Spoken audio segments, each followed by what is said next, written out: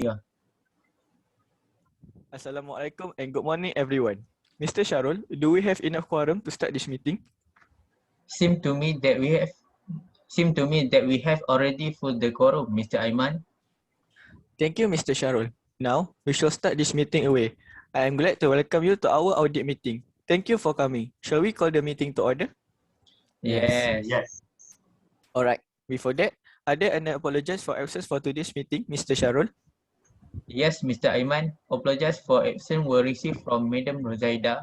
She is on emergency leave because she is feeling unwell. Alright. Thank you, Mr. Shahruul. Now, let me introduce myself and my team audit members. My name is Muhammad bin Arif as a representative of the senior audit for the Puncak Alam Sdn Bhd. Next, our another auditor, which is Madam ROZAIDA, could not attend the meeting. So, our Mr. Shahruul will represent for her. My name is Muhammad Haliim bin Ahmad. I am representing for junior audit of Puncak Alam Sdn Bhd. Thank you to Mr. Shahruul.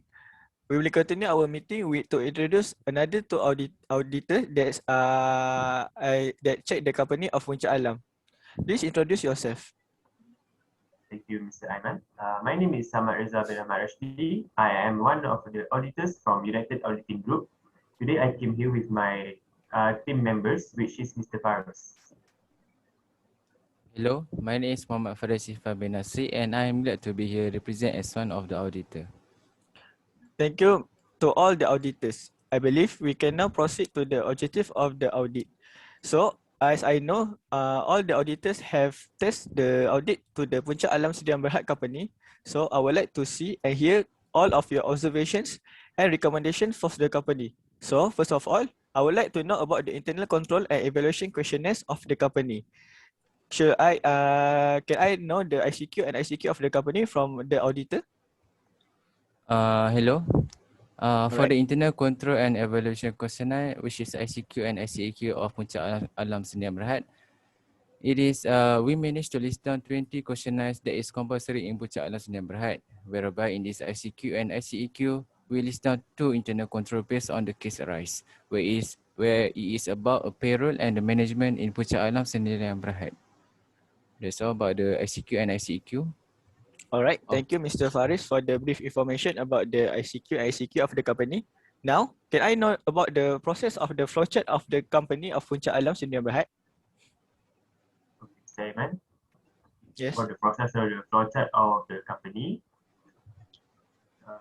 there are 3 departments, which is Human Resource Department, Production Department, and Payroll Department.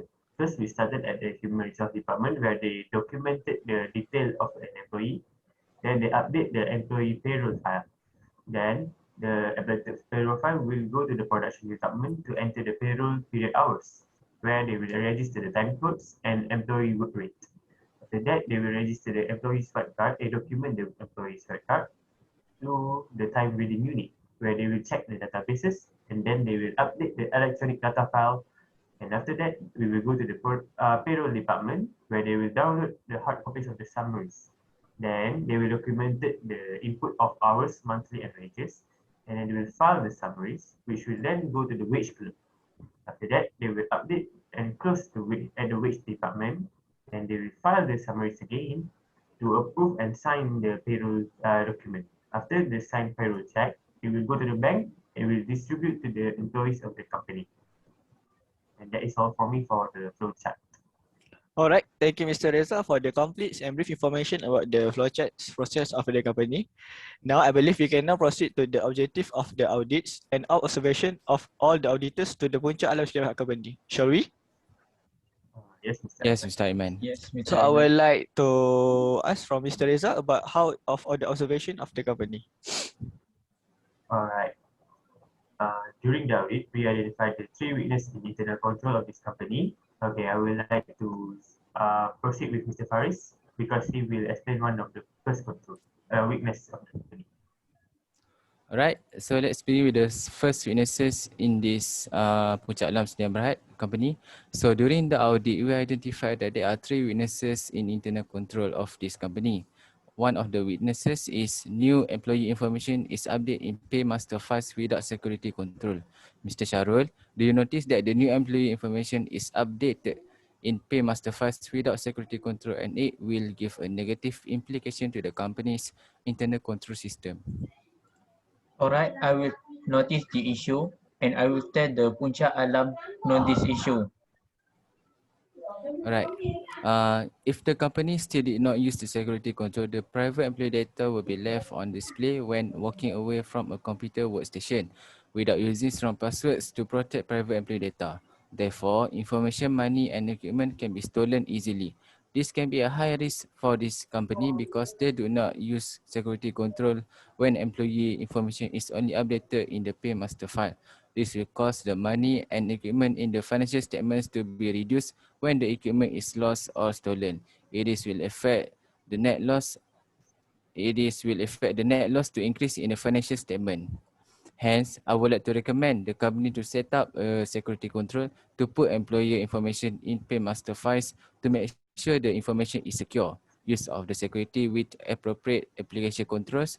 The company also need to use strong password to protect private employee data, and only the independent check on the payroll data and only authorized personnel can change the data.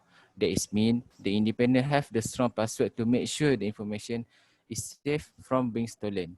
That's all for the first witnesses in Puncak Alam Sendirian Berhad. I will take note on that matter and will solve this matter with Punca Alam Sdn Bhd. Alright, thank you Mr. Faris for raising these matters to us. So we know that there are a few changes that we must make for the Puncak Alam company. All right. The second weakness of the company is that employee use individual coded swipe cards to operate the company's swipe card time tracking system. Even though the code can be shared, employees could also use clock in for another employee by using another employee's code, since the codes can be shared. The implication of this weakness is that the payroll attendance will be entered incorrectly and payroll overpaid hours not worked. The probability that an employee's time of attendance will be incorrectly recorded because of the probability of employee using or stealing another employee can cut and can makes the employee attendance system affected. When someone's attendance is inaccurate, the wages also will be affected because the employees are paid using an hourly rate on time basis work. This will cause the salary in the financial statement to increase when the salary is overpaid to the employee, and can cause a net loss to the company and increase in the expenses of the financial statement. Oh, alright. I will take note the issue and I will take the full responsibility to tell the Punca Alam about this issue. Is there anything I can do to make it right? As for this, our auditors recommend that your company, Puncak Alam Sdn Bhd, needs to upgrade from coded swipe card to the personal recognition system such as fingerprint. They also can use proper electronic system to capture hours worked and approved by authorized personnel. It can help the attendance of employee accurate and no distortion will occur from this risk assessment. The company can assess fraud risk and also identify and analyze significant change from their employees. Thank you very much for your suggestion. We really appreciate the time you took to think about it, and we find it to be very helpful. Thank you Mr. REZZA and Mr. Shahruul. I'm glad to inform you that we have decided to take the advice and implement it to the Puncak Alam company. It's this kind of ideas that we strive for to help the company to keep improving. So, as I stated before, that there are the three witnesses. So, lastly, we noticed that the wages manager hands over a signed authorized copy of the bank credit transfer payment to the company's cashier without knowing whether or not the cashier is an honest employee. So, when an employee's company is run by a dishonest individual, it can have an impact on the payroll of other workers. Thus, it will be a possibility of being misused by the cashier when the wages manager does not collect a proof of payment voucher. It also causes cash issued to unauthorized employees, and it is unfair and illegal.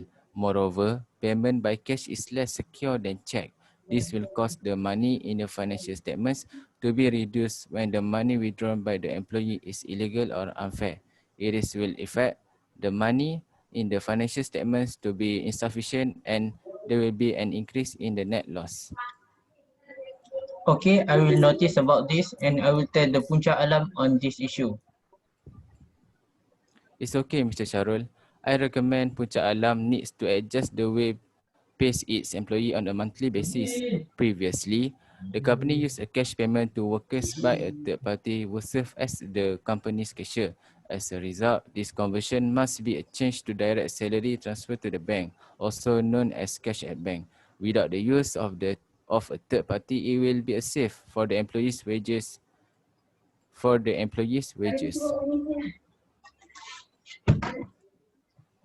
Thank you, Mr. Faris. Your suggestion is very interesting. We are going to study it truly and decide on the best way for implementing it. Thank you, Mr. Faris. Please keep on sharing ideas that will help the company to improve the company's internal control system. Thank you again for your valued input. This is the only matters we realize in this company internal control. We hope that all of you can take this matter serious and try to overcome it as soon as possible, as it will affect the company. Thank you, Mr. REZZA. We will take this matter serious and will work to improve the company's internal control system. Is there anyone want to add anything else? Alright, I would like to add about the control objectives of the Punca Alam Sdn Bhd. There are three objectives, which is authorization objective, completeness objective, and validity objective. First, we started with authorization objective.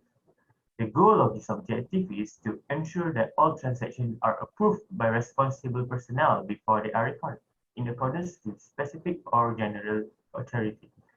Alright, for example, the personnel manager has forwarded the written details of the new employee in the company to the wages department. Then the wage clerk update the wage master file with the details of the new employee. This is to reduce the risk of the wages from being incorrect. The next objective is completeness objective. The goal is to ensure that no valid transactions are missing from the accounting records. For example, the product manager can check the hour worked for each employee per time recording unit and update the electronic data file personally record for each employee with any appropriate amendments, including those for the holiday or sickness entitlement for each week. And the last objective is validity objective. Validity objective is to the goal is to ensure that all recorded transactions are accurately represent of the economic events that occurred are legal and we are carried out in accordance with management general authorization. Alright, for example of this objective is that employees are paid in an hourly rate on the basis of time worked with a standard 5-day week work time. The company operates a swipe card time recording system operated by employees with the individual uniquely coded swipe cards. That is all from me of the control activities. Now we proceed with Mr. Faris, who will present about the control activities of the company. So next, I will present about the control activities in the Punca Alam Sdn Bhd. So there are the three control activities that arise, which is about the authorization and approval, segregation of duties, and reconciliation and review. So let's take a look at the first control activities, which is about the authorization and approval. So it is a transaction should be authorized and approved to help ensure the activity is consistent with departmental or institutional goals and objectives. For example, the personnel manager have forwarded the written details of the new employees in the company to the wages department. Then the wages clerk updates the wages master file with the details of the new employee. So next, it is about the segregation of duties. It is when the duties are divided among different employees to reduce the risk of error or inappropriate actions. For example, the wages managers scrutinize the monthly wages summary and the monthly bank credit transfer summary completeness and accuracy of processing and investigate any apparent discrepancies. Then a wage clerk then updates and close the wages program.